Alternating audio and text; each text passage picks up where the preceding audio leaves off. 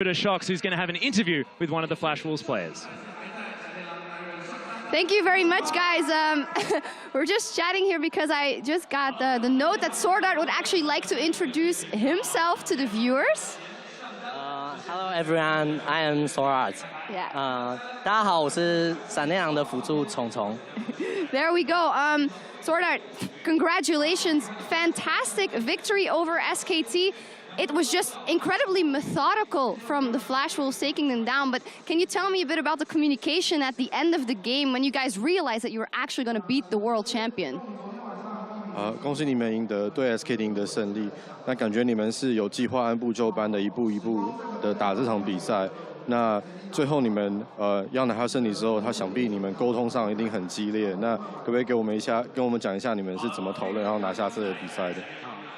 因为我们觉得其实一开始打 SKT 之前，我们觉得其实胜算是蛮低的，所以我们教练就叫我们就是打得很激进，所以我们就是在很多地方我们都去做1打1、2打2的 play。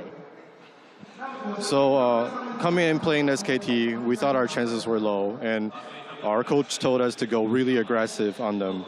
And so any chances we had 1-on-1, 2-on-2, we went in on them. A lot of those initiations come from your side on your Alistar flashing in, calling the team. With Stake now not being in the team to call anymore, has that really improved the way you can call those fights and call those moments? 很多时候团战发现就是你是闪进去，然后开闪现用牛去开战的。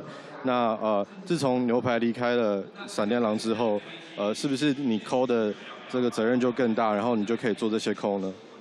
对，就是自从牛排离开之后，我就开始选一些比较重开战性的角色，因为就是我觉得我自己在抠的时候，如果我可以自己开战的话，会更方便，所以我就比较常玩瑟雷西牛这种角色。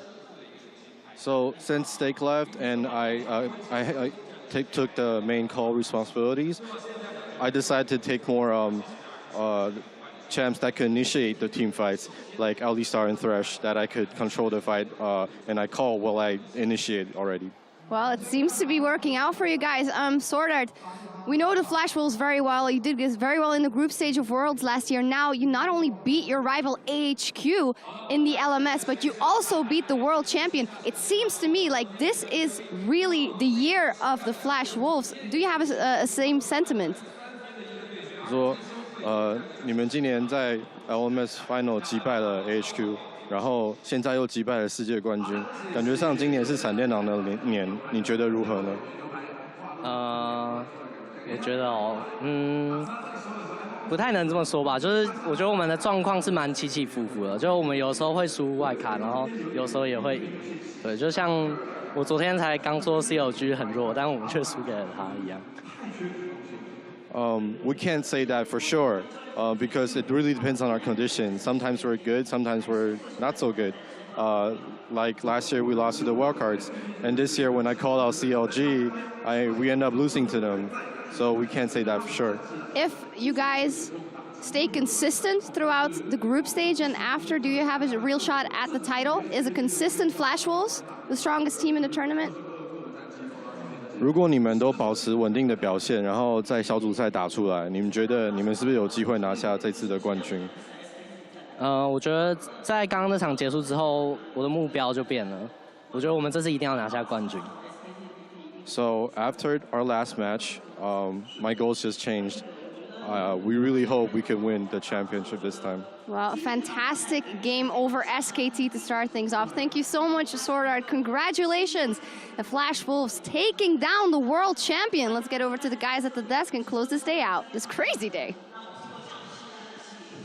Crazy day is absolutely correct. I feel like all bets are off here, 2016 MSI. We had RNG taking out SKT, then the Flash Wolves taking out SKT to make them go, oh, anyone can do it now. Right, yeah. It's not even special anymore, It's nothing Dash. special, right? But you've got Supermassive taking win as well. I mean, this day in and of itself has just proven that nothing is certain, at least so far in this tournament. But breaking down this win, I got to go back to it all because we've theory crafted a million times how are you going to beat SKT. Well, we've seen 2 examples of it now today, so maybe we can refine our guidebook on how to beat SKT. I mean, first of all, we were all just wrong here at the desk. And I got rid of my notes because like they were just plain out wrong.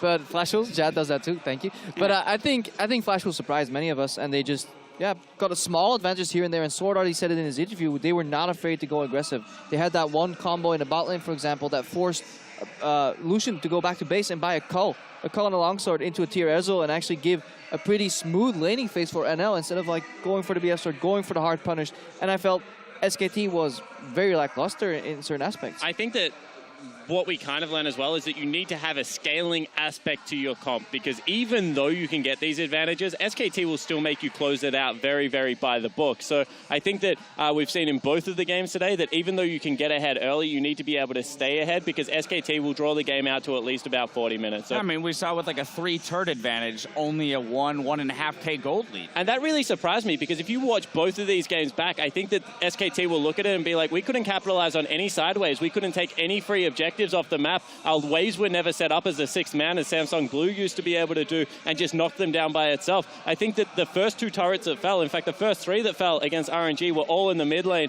and this time around they only had 1 bottom outer turret. SKT is just not doing a great job of controlling this part of the map right now. Yeah, and I also think this serves as a reminder that this is 3/6 of SKT's championship team. Yes. Blank did not look very good this game, right? They don't have Marin carrying from the top lane. Duke did as much work as he could and had a very good game, but I don't think it's as synergistic as Marin was. And also, EasyHoon was the best Azir in the world, whereas Faker can be the best player in the world, but he's not at EasyHoon Azir level, and they're attacking that pretty heavily, especially since Blank is struggling with Nidalee. I still really like Faker's Azir. He plays it a little bit differently, but I think that a lot of this is that if you hit Azir early, we've seen, and get it behind that 3-item trend because he doesn't get an earlier death cap, then you really do slow the power spike. So I'm not even sure if it's Faker's Azir right now. I just think Azir in general is showing that it is not blind pickable in this tournament. Yeah, I don't think it's blind pickable and has been punished by assassin picks multiple times, but it's also the fact that he doesn't have the synergy with Blank to be able to blind pick the Azir, right? I want to get Crepo in here as well. Just the way that Flash Wolves kind of closed out the game, though, with the 5 Dragon pressure, goes back to the early game where SKT did have those 2 pushing lanes. And Blank, as you said, just wasn't impressive because he opted in going for farm. Yes, it kept the gold lead close. I would have liked to see them actually pick up an early dragon, and that's coming from somebody who hates early dragons generally, because I don't think you can play for 5 dragons, but the meta seems to have slowed down in every single SKT game at least, so I was surprised they didn't go for... Yeah, of all the regions coming in, though, LCK was the region that most often did go to the 5 dragon. But there's even more that you can do over that. You can sit, like, Trundle, Nidalee, and Lucian should be able to chip down a turret. Like, you can send the Nidalee into the lanes, just throw spears at it and keep Trundle pillaring. There were ways that they could get gold advantages. They just were not going for them. They spent as much time clearing the Skullet Crab at one point in the game, I think like 7-8 minutes, that they could have spent on a dragon, at least slow down that potential 5 dragon mark. Because once Flash Wolves got the 5th dragon, I felt like they got a surge of confidence in the game as well, and finally started like taking more and more and more. Eventually led to the Baron control, and that kind of was the final nail in the coffin. Obviously, many mistakes leading up to that point, but I think that was a big, even bigger turning point in the game. And the double TP came back. TP play came back from the Flash Wolves. That's something that had kind of been missing. That decisiveness out of SwordArt on Alistar, and then the call on the double teleport. So they did elevate their game in this set. Jat, last thing I want to talk about here is, as Kobe mentioned in the post game, what this does for the rest of the tournament. Not only for this team, but for the rest of the teams. Because again, with Royal Never Give Up topping the table now, but basically teams taking games off of every other team, what does this do for the rest of the tournament? While this is super crazy and unexpected, it's not like it hasn't happened before. We just even heard SwordArt talking in the interview. They lost to a wildcard team in their group stage. Remember, they also 2-0'd the Tigers in that group stage, so they've beaten Korean teams at international events before. Yeah. I still think SKT will adapt. It's surprising they lost 2 games, but they have plenty of time to make up for it. And after losing to a wildcard team at Worlds, he now called CLG a wildcard team and then lost to them. So a lot of shakeups. And I think the biggest surprise for me is the fact that G2 is now dead last in this tournament, and this is for a team that we kind of predicted, at least I thought was going to be a clear favorite for second. Well, as we talk about how these teams will be jostling for position, let's take a look at the standings. After 2 days of competition here in Shanghai, the LPL's Royal Never Give Up is sitting atop the tables at 4-0. The LMS's Flash Wolves are right behind them at 3-1. SK Telecom and CLG are tied at 2-2, while G2 Esports are still looking for their first win, and Supermassive sitting right above them at 1-3. And I am the first person to talk up a Chinese region when they're playing good League of Legends, but I did not expect this after day 2. I don't think anyone in the world called it. RNG finally showed us a clean style of aggressive Chinese League of Legends. I was very happy to see, but now they have to be able to stay with it. There's going to be that one guy that just like pulls out these power rankings and somehow like hacks the webpage to make it look like he posted a week ago and be like, by the way, SKT is going to be tied like for third with CLG. The one guy that predicted Worlds, right? Out of like... out of the millions of brackets that were filled out, he's like, I got the perfect bracket. He did it again, right? He's come back. He's the one. He's the one who wrote the power rankings article. Anyway, as it's very clear that we are surprised by the current standings, let's take a look at tomorrow's schedule. G2, well, they'll have a chance to climb tomorrow as they face Supermassive. But first, we'll kick off the day with Flash Wolves versus Royal Never Give Up, and CLG will look to take down the reigning world champs from Korea, SK Telecom, and now they might have a way to do it.